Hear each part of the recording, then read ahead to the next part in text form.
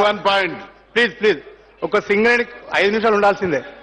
సింగరేణి కార్మికుని కొడుకుగా సింగరేణి ఉన్నటువంటి సమస్యలను ఈ సభ ద్వారా ముఖ్యమంత్రి గారికి చెప్పడం కోసమే ఈ అవకాశం తీసుకోవడం జరిగింది. అధ్యక్ష, ఈ అవకాశం ఇచ్చినందుకు మీకు ధన్యవాదాలు తెలుపుతూ, ఇలా సింగరేణి వ్యాప్తంగా 125 సంవత్సరాల చరిత్ర గల సింగరేణి ఒకనాటి ఉద్యోగాల తల్లి, లక్షలాది ఉద్యోగాలు ఇచ్చినటువంటి సింగరేణి తల్లి ఇలా సింగరేణిలో ఉద్యోగాలు లేని పరిస్థితి, సింగరేణిలో ఉద్యోగాలు కోల్పోయే పరిస్థితి, సింగరేణిలో ఇలా డిస్మిస్ అయ్యి ఇంట్లో ఉండి మరి ఆకలి చావులతో పరిస్థితి రావడం నిజంగా ఈ సీమాంధ్ర పాలనలో దురదృష్టకరం అధ్యక్ష. అందులో భాగంగా ఒకవైపేమో డిస్మిస్ కార్మికులు, మరోవైపేమో ప్రైవేట్ కాంట్రాక్ట్ కార్మికులు, ముఖ్యంగా వీఆర్ఎస్ ఉద్యోగులు అధ్యక్ష గత 14 సంవత్సరాలుగా సింగరేణి యాజమాన్యం, ఆనాటి ముఖ్యమంత్రి చంద్రబాబు నాయుడు వీఆర్ఎస్ ఉద్యోగాలను పోగొట్టినటువంటి ఆ పాపం ఆ చంద్రబాబు నాయుడికే తగ్గుతుందని చెప్పని 14 సంవత్సరాలుగా వారు పోరాటం చేస్తున్నారు.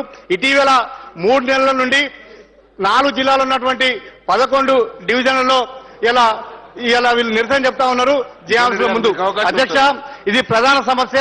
ఖచ్చితంగా వారి సమస్యను మరి గొప్ప మనసుతోటి మరి ముఖ్యమంత్రి గారు మరి మీరు వాళ్ళని వెంటనే మరి సుమారు 1700 మంది నిరుద్యోగులు వీఆర్ఎస్ తీసుకొని 24 నెలల ముందుగా వీఆర్ఎస్ తీసుకుంటే ఉద్యోగాలు ఇస్తున్నారని చెప్పని ఆనాటి యాజమాన్యం, ఆనాటి ప్రభుత్వాలు చెప్పి ఇప్పటికి కూడా 14 సంవత్సరాలు గడుస్తున్నా ఉద్యోగాలు ఇవ్వకపోవడంతో వీఆర్ఎస్ వారసులు